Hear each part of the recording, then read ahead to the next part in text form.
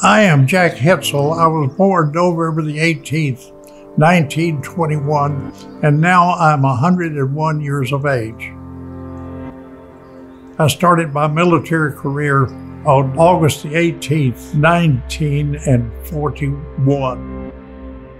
I served 6 major battles, but only 5 of them I got credit for. Listen, war is hell. I don't care what anybody thinks about it. And we don't want some more. But the thing is, some of them are necessary. Look where the world might be today. We might be speaking German today if we hadn't have gotten into it. Or we might be speaking Japanese, whichever one could take over the most of the nation.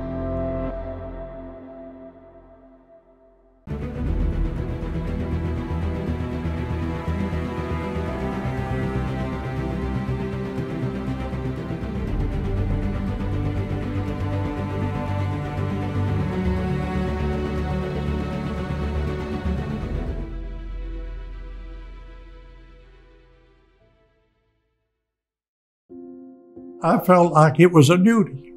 I wanted to go in, and I wanted to get to where the action was. And so I never was afraid of it. My first duty station in the military, I was enlisted in Abilene, Texas, August the 18th, 1941. And I said, I want to go overseas. So I arrived in England on October the 29th, 1942. And you see, there's one thing about it, when you take that boot training, if you did it right, you learn not to be afraid, but your fear actually causes you to do things automatically the right way. I went to a fighter group, 511th Fighter Squadron, 405th Fighter Group. I was ground crew, so I never did get on an aircraft. Saint-Dié, France. That was our first place that our unit was stationed. Then we went from Saint-Dié to Saint-Martin-Clis. And then from Saint-Martin-Clis, we were going to go to Metz. It was Metz, Germany at that time, but originally was Metz, France. We were going to go there, so they sent me there to help get ready for the troops to move in until the Battle of the Bulge. And when the Battle of the Bulge started, they called me back to France, and I had to take a 90-mile trip that day in the back of a truck. See, I was not actually personally engaged in the Battle of the Bulge, but our aircraft was. We kept them flying. That was the thing. I had the military occupational specialist as a telephone operator. But it didn't make any difference what your military occupational specialty was. You worked to keep those aircraft flying. The cooks did the same thing. Everybody was there to keep the airplanes flying. Because of that, we won the Battle of the Bulge, and I'm so thankful that we did. There was a spell of time where the German artillery would move forward in the daytime, and we'd move them back in the nighttime. And so they were back and forth toward where I was working, and I was between the two militaries. And when I worked there for several days, and when they took the tent down that my switchboard was in, the Colonel Delachaux ordered that the shrapnel holes in that tent be counted, and there was 1,000 holes in that tent, and I never got a piece of shrapnel. The closest I got to a piece of shrapnel was in the cuff of my trousers. Nobody else would do it. Somebody had to do it, and nobody else would do it because that artillery scared them. But I said, hey, I've got a job to do. I'm going to do it, and I don't care what it costs. My job was telephone switchboard operator. That was my title, but I did a lot of different things.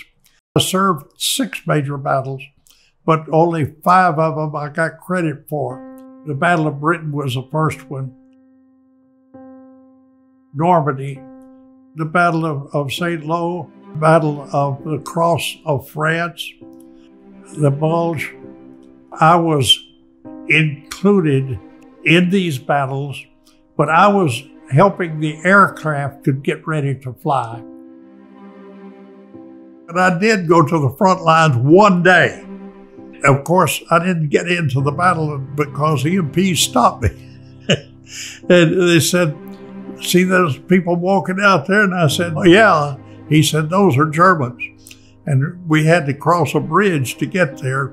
And we'd started across that bridge, so they stopped me and turned me back. But that was just about it. I can't claim anything big in the war, except the fact that I was there. And fortunately, the last 8 aircraft that surrendered to the United States surrendered to the 511th Fighter Squadron, 405th Fighter Group. We were on the runway of this air base just doing a parade for the colonel when these 8 aircraft surrendered to us, and these aircraft dipped their wings, letting us know that they were surrendering.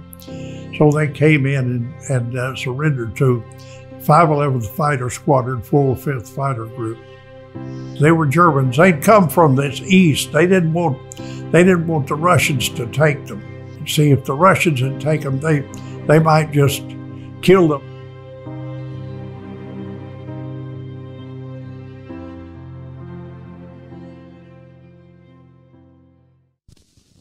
I had a philosophy, so every place I went, I'd get acquainted with the people of the country.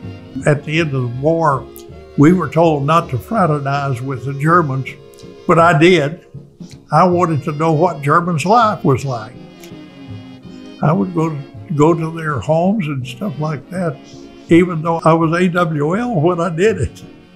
But I'd do it anyway because I wanted to know what the people were like. One home I visited in, the guy said, "Well, we don't have any weapons. If we did have, we wouldn't use them against Americans. We'd use them against some of those that were high up in the German army." The Germans didn't really want to fight the war. They fought it because they had to. It was a matter of life or death. And all of them were very friendly. They were happy that America was there. During the war, by the way, I was more of a flunky than I was working in my military occupational specialty. When I went in, I had a 3rd grade grammar school education. I could hardly read and write. So when I took my IQ test, I didn't pass it. You had to have 70 to go to any military school, and I got 69. After the war, when I re-enlisted, they said, "What do you want to do?" And this guy was standing behind the counter with fans blowing on him. Now this is in June. I said, "Do those fans cool you?" He said, "Yeah." I said, "Do they heat this place in the wintertime?" He said, "Yeah." I said, "Well, I want your job." He said, "Good, I'm leaving in 3 weeks." Well, it was what I think they call it now, personnel management or something like that. He took me to talk to the senior sergeant of the base, and the sergeant says, what makes you think you can do that job?" I said, "I don't think I can." He said, "Well, why are you talking to me?" I said, "Because I know I can." The first school I went to after the 3rd grade in grammar school was at Carswell Air Force Base. They told me to go to typing school. The commander did. Well, in the military, they tell you to do something, you just do it. So I went to this typing school, and I practiced typing for 2 hours. And the principal came to me and said, "Johnny's teaching this part of this school, but he's leaving in 2 weeks. Would you take his place?" And it was a general administrative course. And before it wound up, This one would quit and leave, and this one would leave, and that one would leave, until I wound up teaching the entire course. They put me in some of the highest jobs because I knew more about administration than any of the officers. But I had a trouble. See, remember, I'd only graduated from the 3rd grade in grammar school, and I could read fine, and I got to where I could write. But my problem was that I couldn't read orally to you. So if an officer came and asked me a question, I'd open the regulations and tell them what to read to answer their question. They'd fold the book and hand it back to me and say, "That's it." So they thought I was smart. But that's the way I was overcoming a handicap, see. If there's anybody out there that has a handicap, don't let it bother you.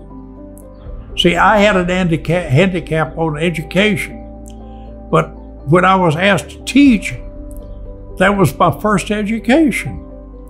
See, I believe, now this is a personal belief, but I believe God was forcing me to learn how to learn and how to teach.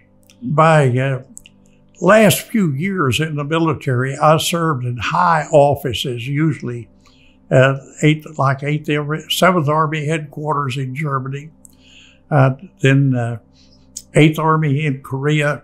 And when I left Korea, though, then I was sent to A&M University to teach military science. So I worked there for 4 years before I retired. My career was 20 years and 2 months of active duty. And I retired from the U.S. Army, and my records show that I retired from Texas A&M University. You know, God doesn't take our excuses. Well, he had talked to me even when I wasn't thinking about him. He had talked to me about preaching. And I didn't want to preach, and I had the excuse of a 3rd grade grammar school education.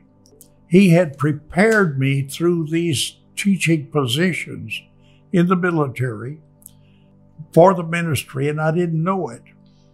I finally, in February of 1954, agreed with God it was okay for me to preach.